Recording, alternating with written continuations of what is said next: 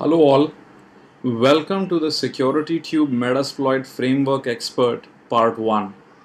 In this video, we will look at exploitation basics. Now, the SecurityTube Metasploit Framework Expert or SMFE is our own certification for the Metasploit framework. If you need more information or would like to sign up for the certification and/or labs, please visit securitytube.net/SMFE. SecurityTube certifications are now being taken by students from over 25 plus countries around the world. This video series is the SMFE course material has been made freely available to all users of securitytube.net under SecurityTube's vision to provide quality yet free InfoSec education to one and all. Feel free to use and distribute this to anyone who could find use for this video series. Now for this video, the lab setup we require is a Windows XP machine vulnerable to the MS-03-026 and the MS-08-067 vulnerability, and we will actually use Backtrack as the attacker machine. In case you do not have this, please you could try and access the online labs to use this vulnerable machine. Okay, so before we begin, let me give you a basic understanding of some of the terms. A vulnerability is a weakness which allows an attacker to break into or compromise a system's security. An exploit is the actual code or program which allows the attacker to take advantage of the vulnerability. Finally, after the exploit executes and takes control of the system, whatever it goes ahead and executes next on that compromised system is basically called the payload. Now, let me give you a quick analogy about how exploitation works. So you can visualize a house with a weak lock. Now this weak lock can actually be opened by, let's say, a bump key or something else.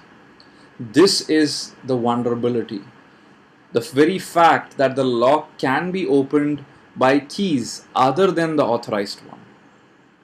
Now, a robber having that other duplicate key or some other technique with which he can open this lock without having the original authorized key is what is the exploit. So the exploit is the robber's key or any other technique he uses. Finally, once the robber opens the door with his key, that is exploit, goes inside, then whatever he does is basically called the payload, which may include going ahead, grabbing all your jewelry, vessels and whatnot. On a more serious note, in the typical case, an attacker sends a combination of the exploit and the payload to the vulnerable machine or victim. Typically, the exploit runs first. If the exploit succeeds, the payload runs next. After the payload runs, most common cases, the attacker would have full control of the victim machine, and then he can download data, upload malware, spyware, whatever he requires, right? Okay, so now let us step back and take a high-level view of the typical process of a compromise. The first step is to scan the IP address, find the open ports and services running on them. Second is to identify which one of these services is vulnerable to either a public or privately available exploit. Finally is to use that exploit, couple it up with a payload, compromise the remote system and do any of the post-exploitation activities that you want. So this is the typical process, right? I mean, I haven't gone through the whole information gathering, blah, blah, blah, all of those phases to bore you to death. This is, in my mind, a quick synopsis of how you would compromise a system. So the very first step which we spoke about was to scan the IP address, find the ports and services, right? You would use tools like Nmap to do that. So let's go ahead and do this. Now, I have my backtrack machine, which is the attacker, and the Windows XP machine, which is the victim. So here is the victim machine, and here is the attacker machine, right? So let me run nmap, no name resolution. Let me run it on the victim's IP address, right? Awesome. If you notice, I get a list of ports and probably a list of services which may be running on that port. Now let's look at the next step. Now, once you find the open ports, you would really be interested in the services running there. This is where we need to do a service fingerprinting scan. For that, you can use the -sv option in Nmap. So here you go, and this should do a quick service printing.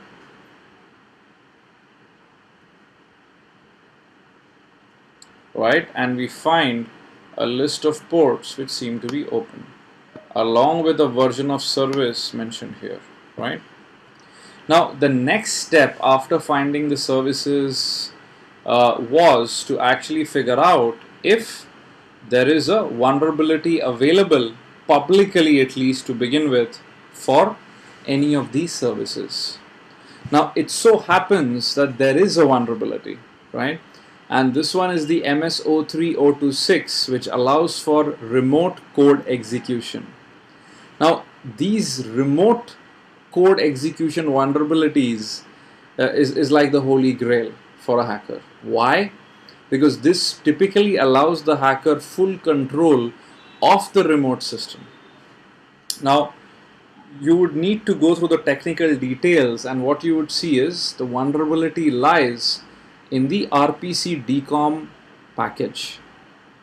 Now, typically you may go through all of these, but in the most common case, you would like to check if someone has already done the hard and dirty work of writing an exploit for you.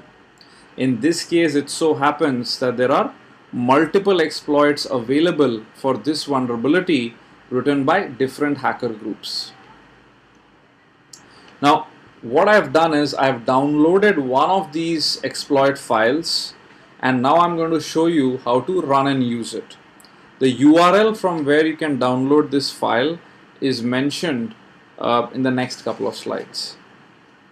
So let me go to my backtrack instance.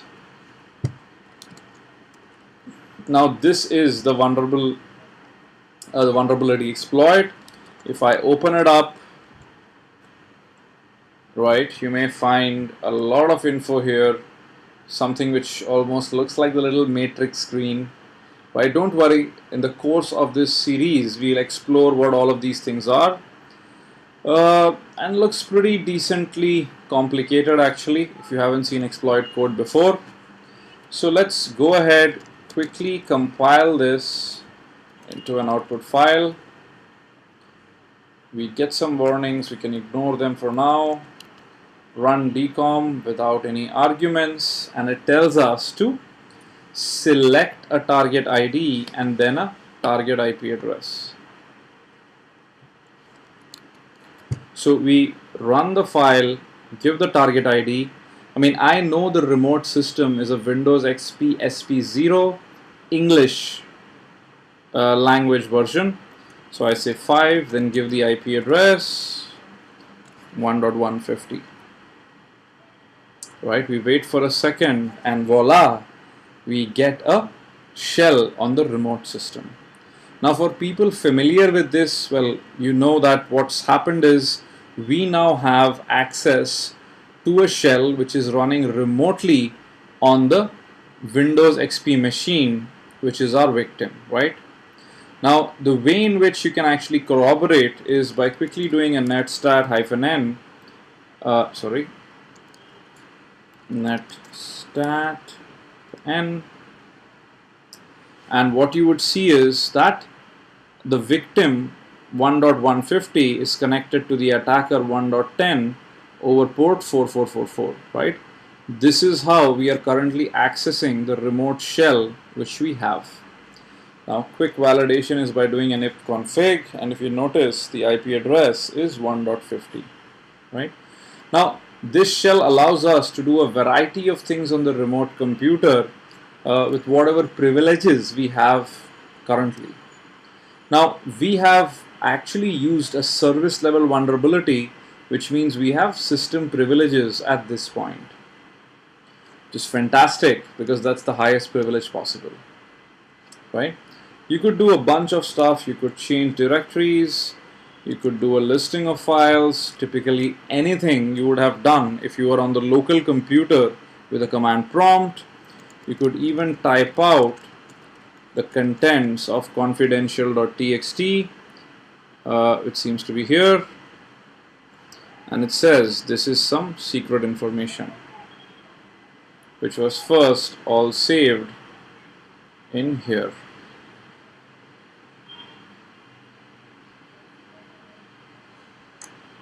Right, this is the file here. Okay, awesome. Now let's go back to our presentation. So now that we've run the whole exploit and the payload has run and we have a remote shell, let me try and disconnect and see what happens. So I'm here, let me exit this. Right, it says read failure, but now if I quickly look at my Windows machine, oops, I have a little system shutdown prompt.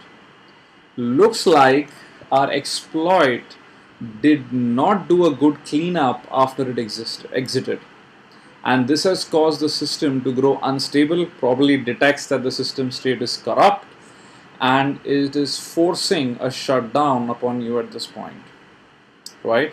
This is bad because if there was a victim during your pen test, he would figure out something's gone wrong. Anyway, try this example out by downloading the RPC DCOM exploit file from the link below. Now, what are we getting at, right? There are many such vulnerabilities out there, right? One of the other vulnerabilities I'd like to demonstrate to you is the Net API vulnerability before we move ahead, right? Which I'll probably do in the next video, right? Not in this video. I think we've already spent a lot of time. Don't want it to be too long, right? So challenges in using individual exploits, right? Just like the DCOM exploit which we have, there are dozens, if not hundreds of other exploits out there. Now to manage these exploits, to update them, to customize them, to suit your needs is a nightmare. And the second step, apart from exploit customization, is payload creation and customization, which is what do you do after your exploit succeeds and runs. Again, this is very non-trivial in the sense you need to be having a good understanding of assembly language, operating systems, programming, and a ton of stuff to be able to synthesize your own shell code for specific tasks. So basically what I'm getting to is there is a lot of work which needs to be done, which either requires a lot of talent or a lot of knowledge, and then finally you may still end up, even after acquiring all of that skill, reinventing the wheel over and over again. This is where Metasploit is going to come to our rescue. However, we'll save that for the next video. So this was part 1 of the SecurityTube Metasploit Framework Expert certification. If you're interested, please have a look at securitytube.net/HMFE. Thank you very much. This brings us to the end of part 1. Please leave your comments behind, any doubts or anything you may have. Students of the SMFE would request you to leave the doubts in the student forums, where we will answer them on a priority basis. Thank you very much. Have a great day ahead. or would like to sign up for the certification and or labs, please visit securitytube.net/smfe. SecurityTube certifications are now being taken by students from over 25 plus countries around the world.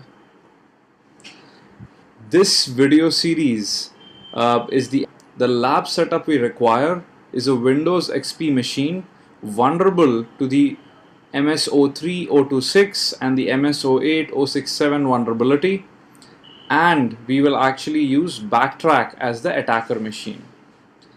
In case you do not have this, you could try and access the online labs to use this vulnerable machine. Okay, so before we begin, let me give you a basic understanding of some of the terms. A vulnerability is a weakness which allows an attacker to break into or compromise a system's security. An exploit is the actual code or program which allows the attacker to take advantage of the vulnerability. SMFE course material has been made freely available to all users of SecurityTube.net under SecurityTube's vision to provide quality yet free InfoSec education to one and all. Feel free to use and distribute this to anyone who could find use for this video series. Now for this video, hello all, welcome to the SecurityTube Metasploit Framework Expert Part 1. In this video, we will look at exploitation basics. Now the SecurityTube Metasploit Framework Expert or SMFE is our own certification for the Metasploit framework. If you need more information